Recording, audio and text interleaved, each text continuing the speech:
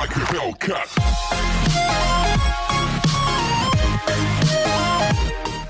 Hello and welcome back to the channel, where once again it's time for another review, with this week's game being a Nintendo 64 game in the form of Snowboard Kids, which originally saw release in December of 1997 in Japan before coming out in both North America and the PAL region in March of 1998.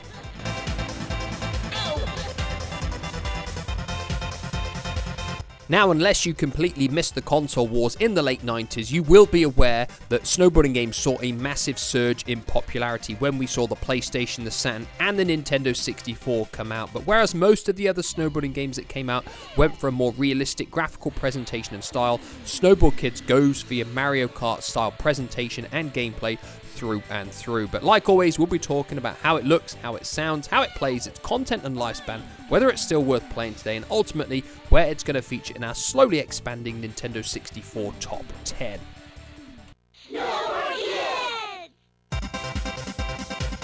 So once you hit the main menu, you'll see you've got Start, Lesson and Options. Once you head into Options, it's just a few multiplayer settings. You can change the number of laps, and you can also decide whether you want shops and coins on or off. Before I start the review, I will point out it has a tutorial mode, and it is really for people who simply can't be bothered to read an instruction manual or are completely clueless with playing games, because this is actually quite an easy game to pick up and play and really master the controls of. But of course, the option of watching all of the tutorials and taking part in the lessons is there if you wish to do it.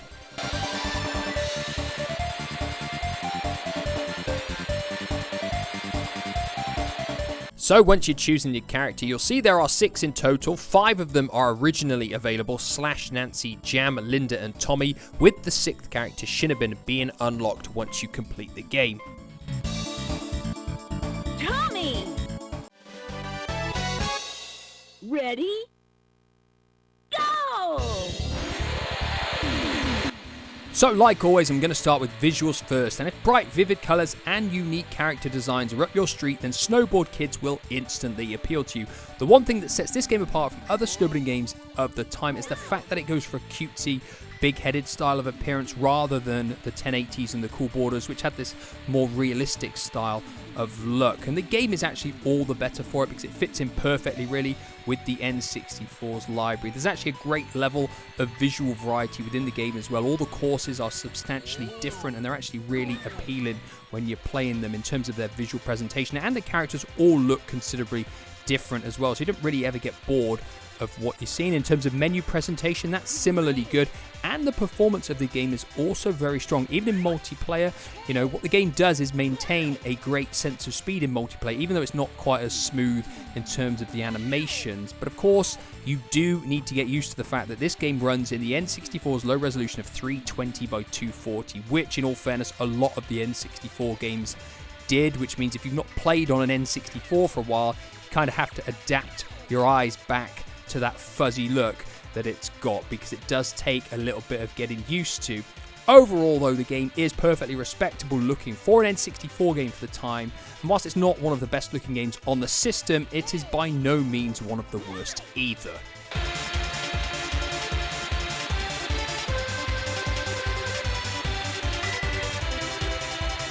So moving on to sound effects and music next, and I'm going to start by saying that in my opinion, Snowboard Kids is one of the very best sounding Nintendo 64 games ever, because this game has what is, in my opinion, an absolutely stunning soundtrack. It really is. Yes, the music has got this childlike, charming personality to it, but it fits this game brilliantly, and it is all top quality stuff. I couldn't criticize a single piece of music in this game. Even the menu music, the music when you're in the shop, it is all absolutely brilliant stuff, and every single piece of music fits every single track as well. It's unbelievable. It's just one of these games where the music is spot on throughout the whole entire game. The sound effects are also very good as well. I don't really think I could say anything bad about the way it sounds. The few voice samples in the game are of reasonably good quality for the N64, so I can't really even criticize those. I genuinely feel Snowboarding Kids is one of the best sounding games on the entire console. So of course it's only fitting that I give you some examples of the music within the game.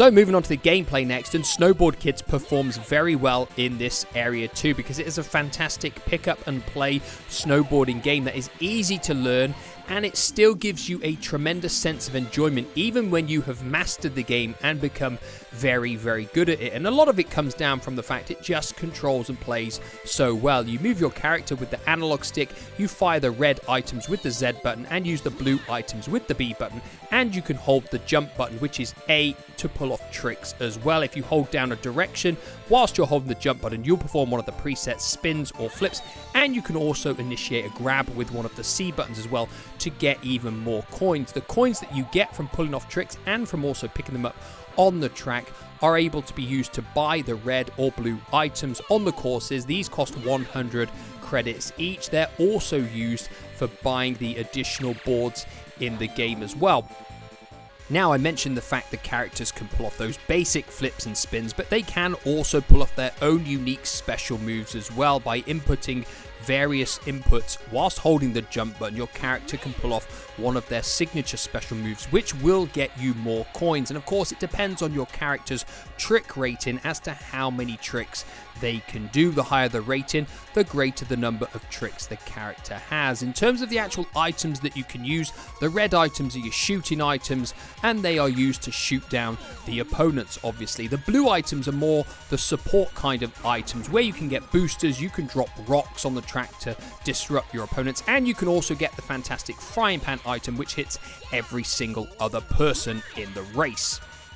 Now, in terms of the game's difficulty, it will really depend on which character you pick, as they all have slightly different ratings in terms of their speed, cornering, and tricks, and also which course you're racing on, because the first few courses are pretty easy in all fairness, but once you get to Quicksand Valley, there is a massive spike in difficulty, and you will notice that the CPU feel like they've all of a sudden got boosted statistics. You can be neck and neck with someone who is actually a slower character than you, and they can actually zoom past you, which is quite frustrating as well. You'll probably also feel that the CPU is saving all of their shooting items exclusively to use on yourself, which is again quite frustrating, but that is where the challenge in the game really is, overcoming these obstacles and still coming out on top. And even though it might feel a little bit unfair at times, it's still tremendously enjoyable to do so. And the gameplay overall is just a massive highlight of the game. I feel Snowboard Kids, whether you're playing it in a one-player or multiplayer experience, is just a fantastic playing game.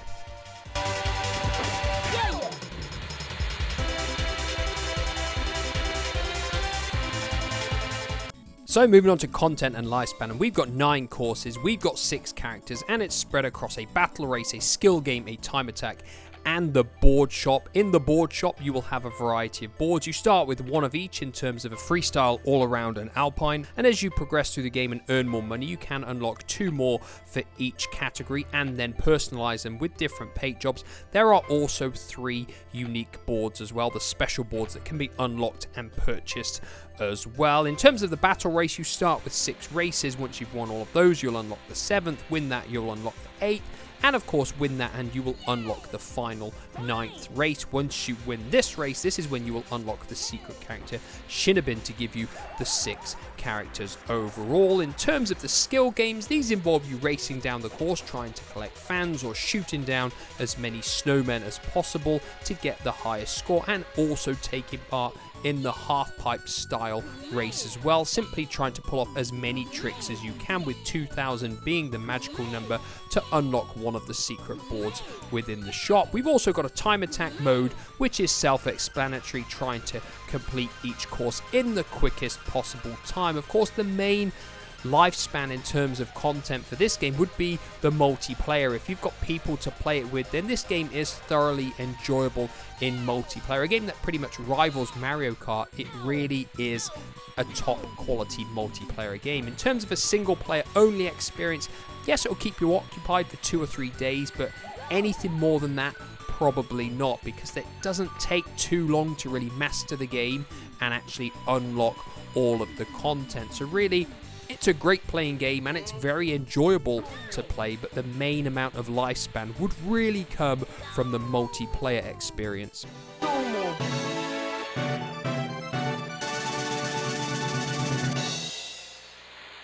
So like always, that leaves me with my two final questions. Is Snowboard Kids still worth playing today? And where will it feature in our slowly expanding Nintendo 64 top 10? There is no denying that Snowboard Kids is still just as enjoyable to play now as it was over 25 years ago. It is a fantastic playing game with an incredible soundtrack, and it looks reasonably good as well.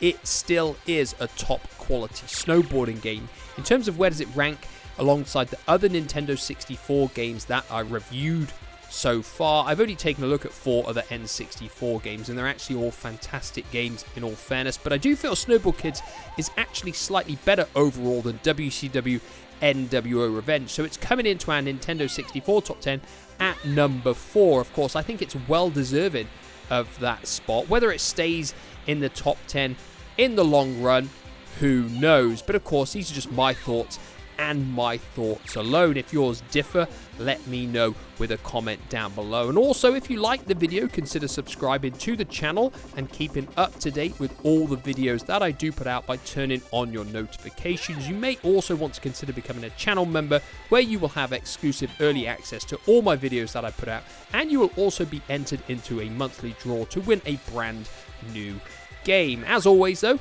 let me know your thoughts on Snowboard Kids down below, and like always, I'll be back in the near future with another video. Goodbye for now.